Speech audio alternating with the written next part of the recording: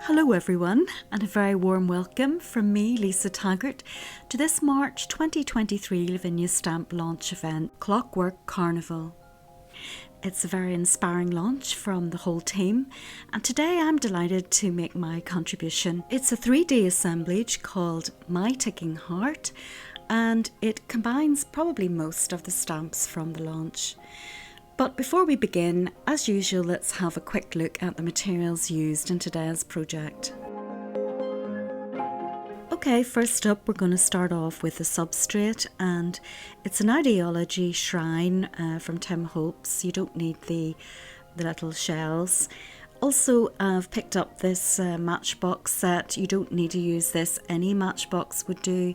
And of course, Lavinia stamp watercolour card will need 2 sheets of that. So first of all then, we've got the white gesso for the substrate along with some water and also a distress paint. This time we're using Evergreen Bow, which is a nice patina colour, and a lovely large paintbrush.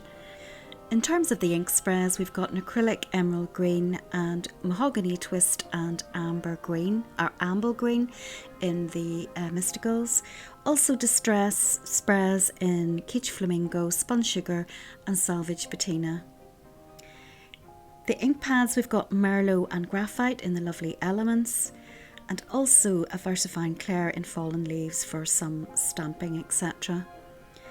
I've pulled out these watercolour pencils. Any watercolour pencils would do, and we're also using some embossing powders. I've got a dark one, a red one, and ultra thick clear.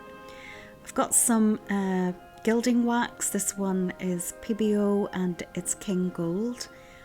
Also some glue. We've got tacky glue and glossy accents, but any glue of choice. Some foam pads to raise up elements on the project, and also Gilding Flakes and 3D adhesive for the flakes. I've used a combination of golds and reds and coppers, and we've also got the spatula. We've got some gems and pearls to stick on at the end, and in terms of pencils, we've got Ordinary and Stabilo, and a water brush and a Posco pen in a nice turquoise colour, and the Versifying marker for some embossing. We've got scissors and some paper moulding tools and the tweezers as well. So moving on then to the stencil. This is a beautiful one with hearts, and it's called Replenish. And we've also got a ton of stamps to go through. We've got Steampunk Script. We've got Zaya, her lovely topper hat, her goggles, angel wings in large, the rose set, the large heart and the small heart as well. We've got cogs from sets 1 to 3, and we've also got the clock set, as well as the larger clocks in tick and in tock as well.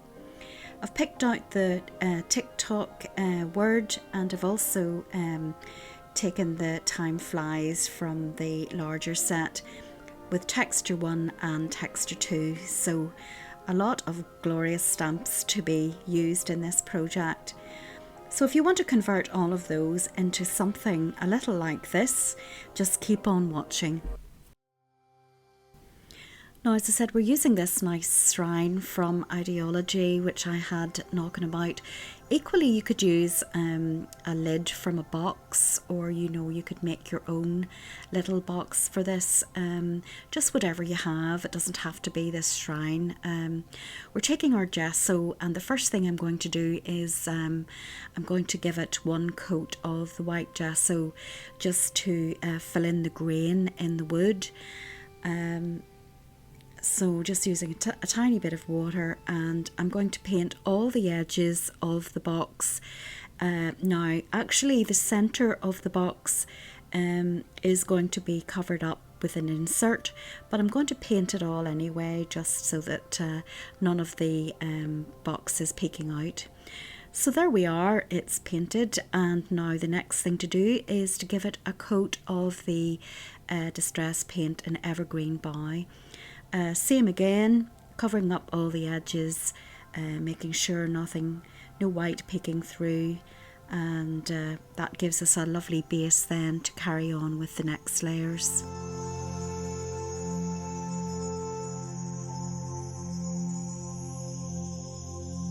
Now it's dry, I'm going to give it a spray with our green and blue selection of ink sprays. If you have a spray box, it would probably be good to use that as well. I don't. I'm starting off with the darkest of the sprays, and I'm just going to randomly put it mostly towards the bottom, but some at the top as well, and just let it drip. I'm not too concerned about that. I'm looking for some texture. I'm now going to mix in the Distress Oxide in the spray, the Salvage Patina, and it's going to mix then with the acrylic, and it's going to drip, and again that's what I want. I want it to look like a sort of patinaed background, and I call this type of patina a pretty patina. It's not going to be as grungy as some of the other stuff that I've done in the past with rust and so forth. It's going to stay fairly bright. So dry that off, and basically keep going with the sprays until you're happy with it. There you can see that I've gone back to the dark one, and probably spray the Distress Oxide over the top of it again, just until I'm happy with it. I've also sprayed it with the mica spray because it has the lovely copper colour in it. It's perhaps a little greener than I wanted it to be, so you'll see in a minute or two I will also spray it down with some water and take some kitchen towel to it as well, just to make a more mottled effect. So just whenever you think that you've got the desired effect, and just then dry it off. A lot of it's going to be covered up, but that doesn't matter, you know it's there. And I'm just showing you with the water that you can remove some of it and create that drippy look about it. Now we're moving on to the stamp, and I'm not putting this on a block, I'm just taking it in my hand, and I'm using just a tiny part of the stamp to add a little grunge. And I've chosen this dark brown to use in this project today. I'm not using black ink pads at all, but you of course can use black instead. This is just a rather dark colour, and it's a nice juicy ink pad, and I thought this would complement the greens and the pinks. Just keep going and add little bits here and there. Again, some of it will be covered up, some of it will peek through. That doesn't matter.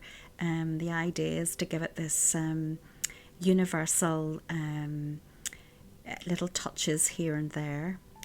Dry that off, and then the next stage is some stenciling. So I've taken the lovely heart stencil and the 3D adhesive, which is a new product for me, and I thought I would give it a go. It's on the laviniastamps site. Now, place your stencil down where you would like to put the adhesive, and it's like spreading butter really. My advice is to keep it as even as you can and don't overwork it like I appear to be doing there, and not too thick. And once you're happy, then lift it off and see what you've got. There we go, it's not too bad. And you have to wait for it to go transparent, so that might take a little time. I'm just going to do both edges as well as the back. So the same again, spread like butter, lift off and wipe away the parts that you don't want. And the same again, repeat.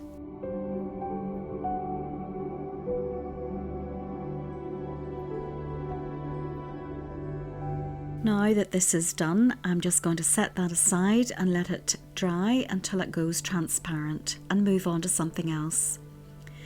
Now this is a sheet of Lavinia Stamps watercolour card which I've pre-painted. It's not gessoed, it's just painted, spread with water and dabbed off, so it's got that drip effect.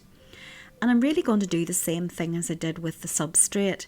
I'm going to start with the dark colour, and this time I'm going to do a little bit of drying in between each spray so it doesn't mix too much on the paper.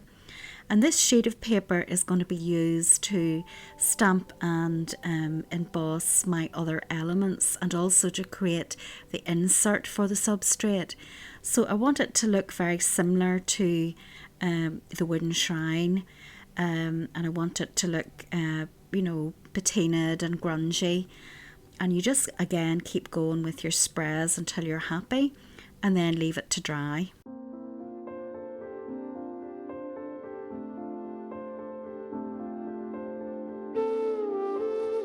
Next up is our second sheet of watercolour paper, which I've cut in half, and the first part of the half we're going to take our pink sprays this time, and these are going to be this is going to be used for the contrasting elements in the project. So we're doing a similar thing. We're taking the combination of our sprays and we're making although pink isn't very grungy, it's a textured kind of interesting background to stamp on later.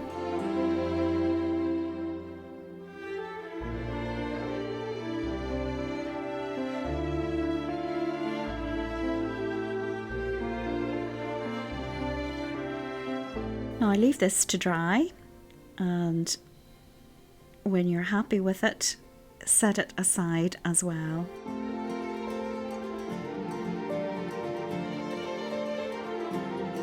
Now that the adhesive has gone transparent, I'm taking my Gilding Flakes and I'm pushing them carefully down on top.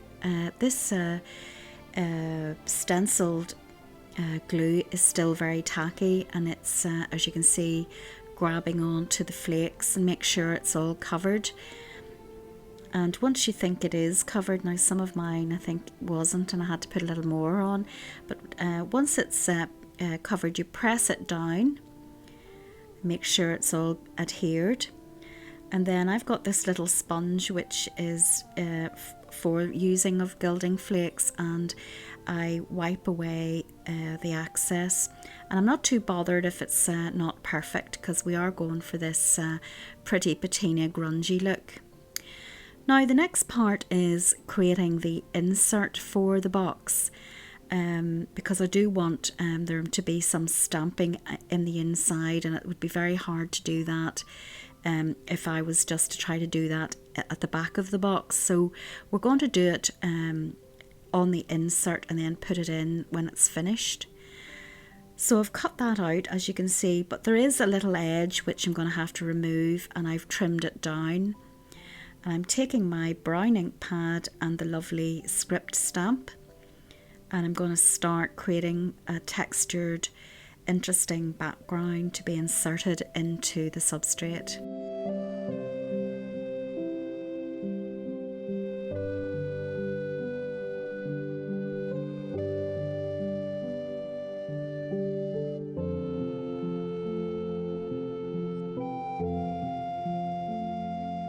As you can see, I'm choosing in this project to do some stamping with my Elements ink pad. They're lovely juicy pads, and primarily I'll be using them for embossing because they're so nice and wet and juicy, but they work for just normal stamping in these circumstances as well.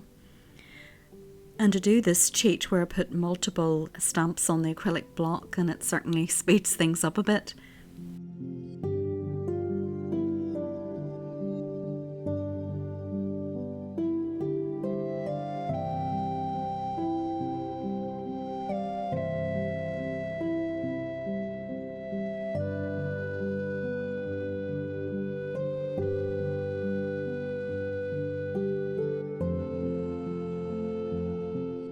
Now again, many of these elements are going to be covered up with other aspects of the project, but I don't mind that. I just need to create an interesting backdrop for our focal image. I've taken the other textured stamp, as you can see, again in my hand without the acrylic block, just dabbing it here and there for extra interest. Now that that's dried off, I thought I would also repeat the process of adding the gilding flakes just towards the bottom of the insert, and basically do the same thing all over again.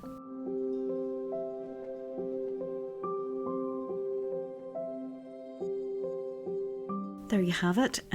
We've got a matching set, hopefully, and I'll stick this into the back of the box, and that hopefully will be ready then for the other 3D elements once they're completed.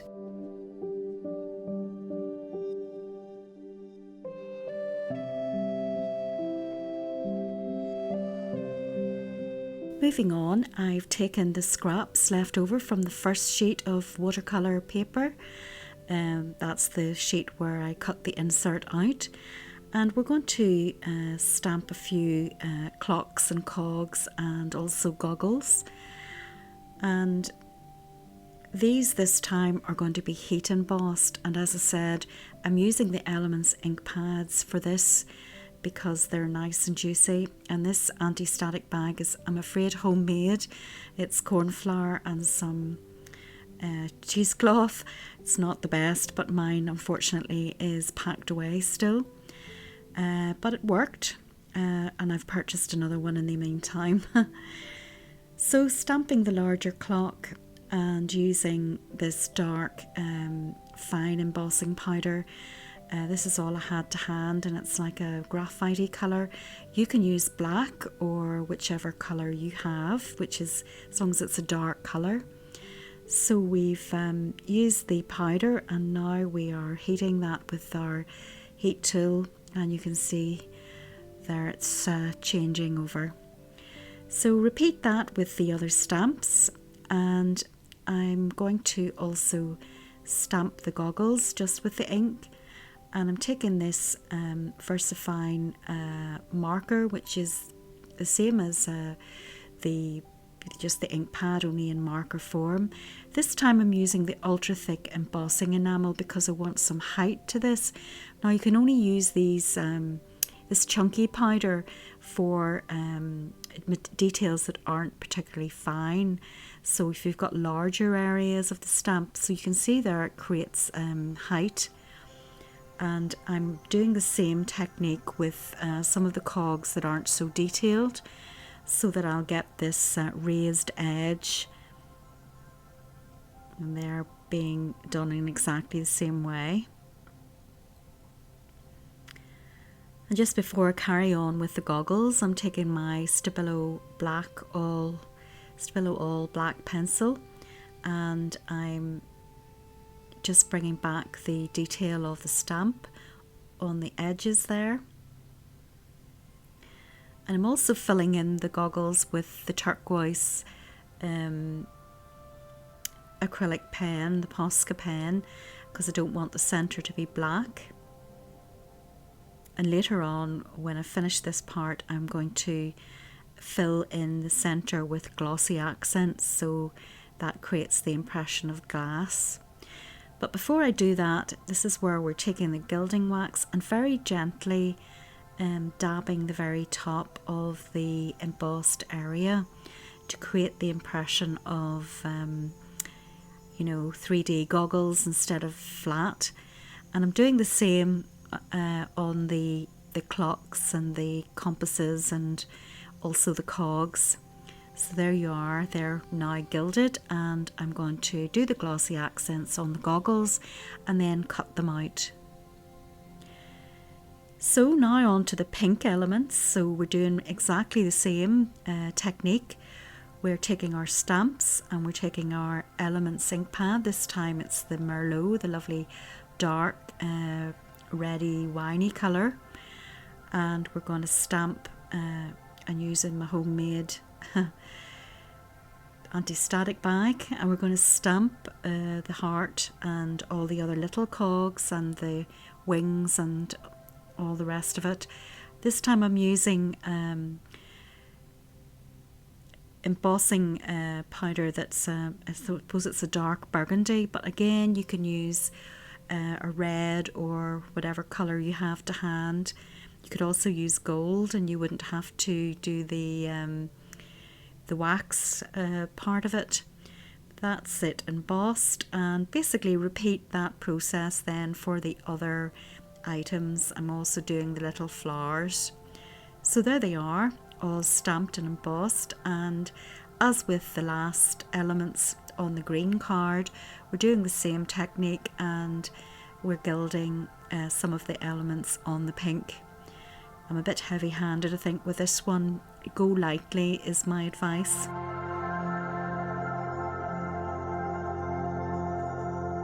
Cut them out, and there we are. We have some of our little elements. And the next stage then is to take the little flowers and to give them some dimension. I'm showing off the hearts and the wings. But the little flowers are flat, and if you have a little bit of foam pad and this little tool, you just push them in at the back to break the fibres in the card, and then push them in on the middle. Do the same for the smaller one. Turn it over, push it in, and then whatever glue of choice, add a little dab in the centre and layer them up, and you've got a little 3D flower. Repeat that with the others that have been stamped as well. Next up, it's the focal image, and we're using the other half of our A4 sheet of watercolour card, and we're taking our focal image, and it is a beautiful image, and we're going to create our centerpiece. And to do that, we're stamping the lady.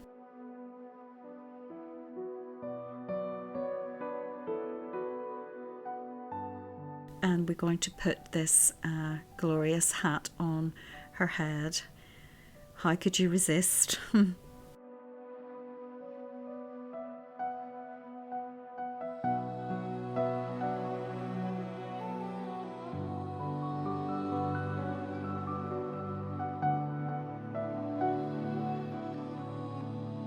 Lovely.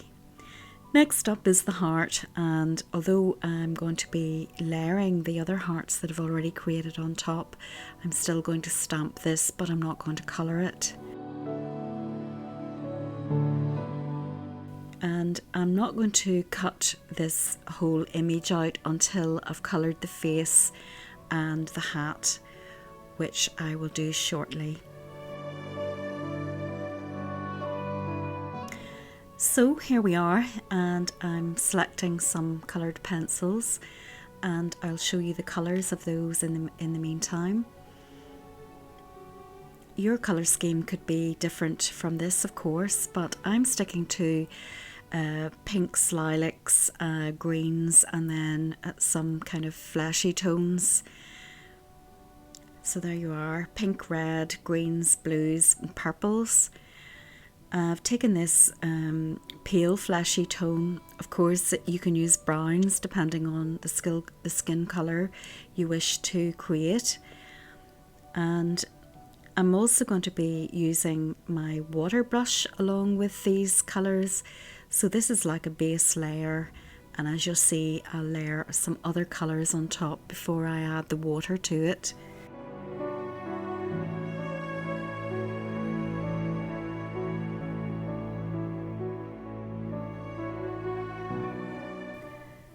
Next, I'm taking the purple colour, and I'm really using this for the shadow parts of the face, the neck and the shoulders, and I'm following the stamp for this. As you can see, there's darker areas on the stamp, and I'm using those as my guide. Very often on a face the shadows are purple, so adding that to the mix.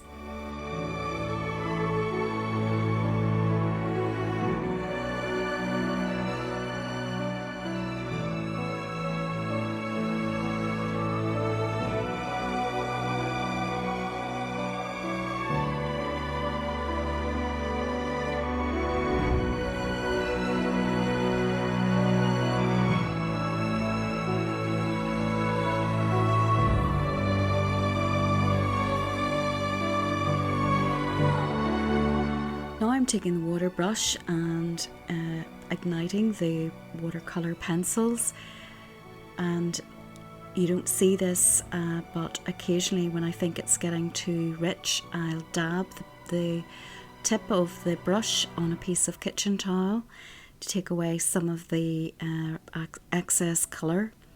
I'll just keep going until it's mixed in and not too crazy looking.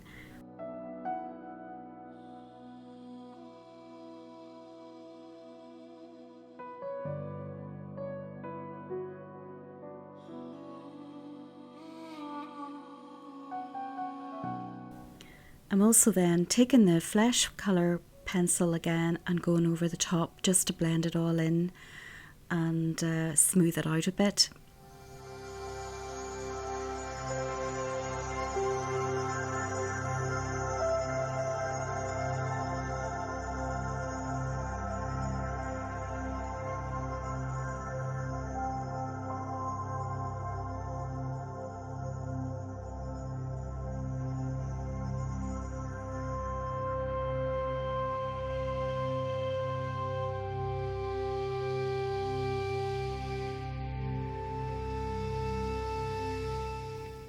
Next up, it's the hat, and I'm using a dark green colour similar to the colours I've been using in the rest of the project, and I'm going to combine that with blues and purples, pinks and lilacs. I'm hoping to blend the colours of the focal image in with some of the colours of the background.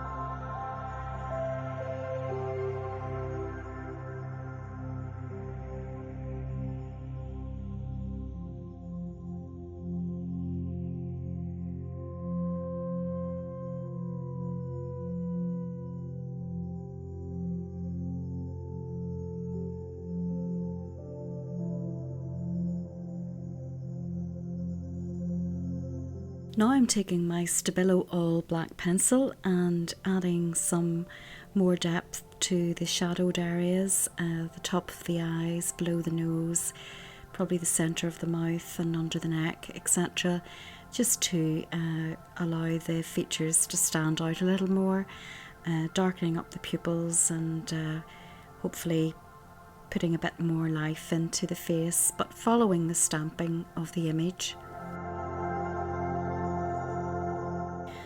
As you can see, she's been cut out, and I'm also then going to put some little embellishments on some of the elements. I'm going to add some gems from my little box, and it's like a reddy bluey type of gem, and also some pearlescent flat pearls. So I'm adding the gems to the centre of the little flowers for a little bit of twinkle. And you can see in the background there that I've also added glossy accents to some of the larger clocks. And it's all coming together, all the little elements are cut out, and it's just a matter of now that the little embellishments have been added, the little twinkly bits, we'll start to put it all together.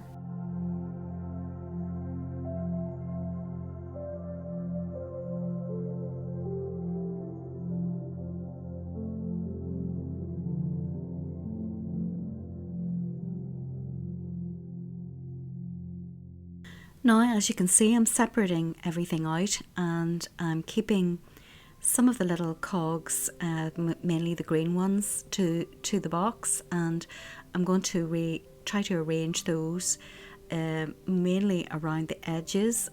Obviously the lady will be in the centre of the box, and so I'm trying to figure out a way of sticking things down.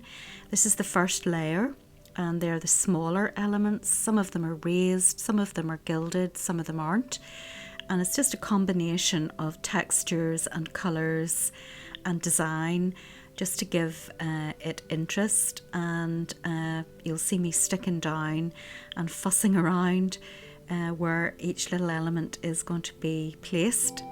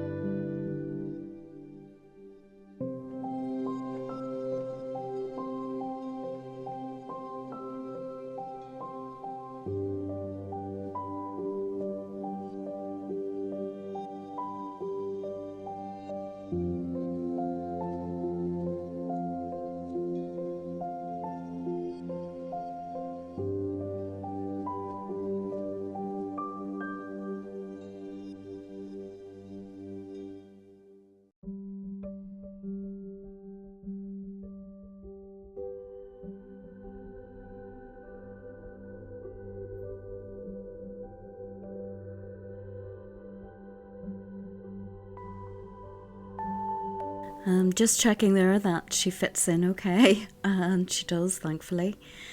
Now this next part is where I'm figuring out where some of the larger clocks are going to be placed inside the box, and what I want to do is to raise them up on foam pads so they are the second layer, and then the center focal image will be the final layer raised up over them again.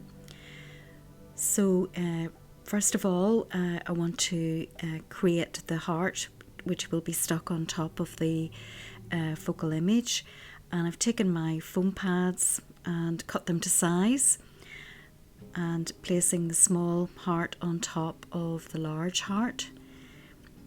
There you are. And because the project is called My Ticking Heart, I've got the idea of putting the tiny cogs around the heart to look like obviously a clockwork heart.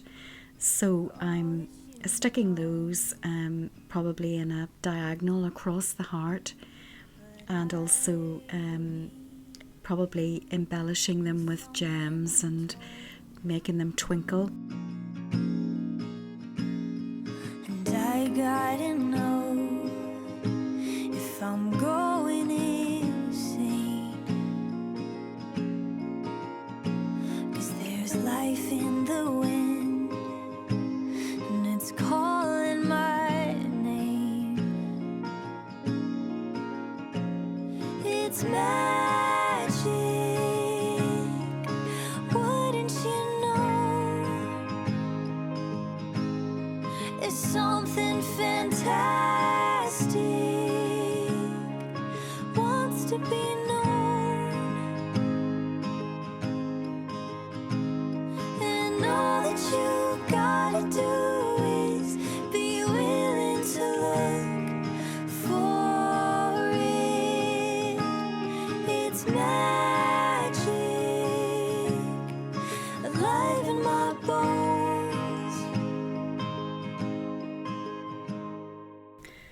So I decided to use the wings more as shoulders, and that was the width that I had for the box. And so I placed those, stuck those on the shoulders before I stuck down the heart, and there's the focal image complete. So back to the little boxes, you could use ordinary match boxes, or even a lot of 3D gel, whatever you wish, but it was important for me to raise these up, and you can see that I've done the edges in green so you can't see the boxes.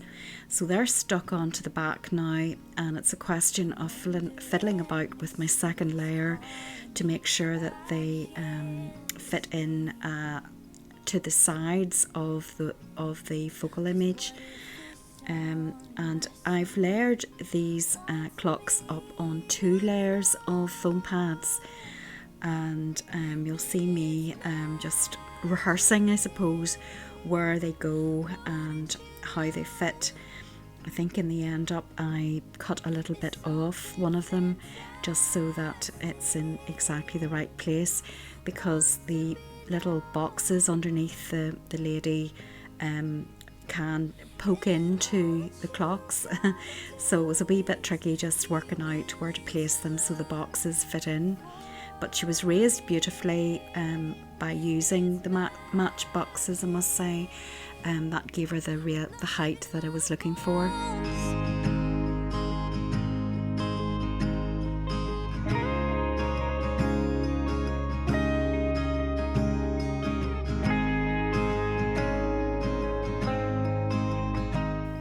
So there you are, it's finally put together after much fussing.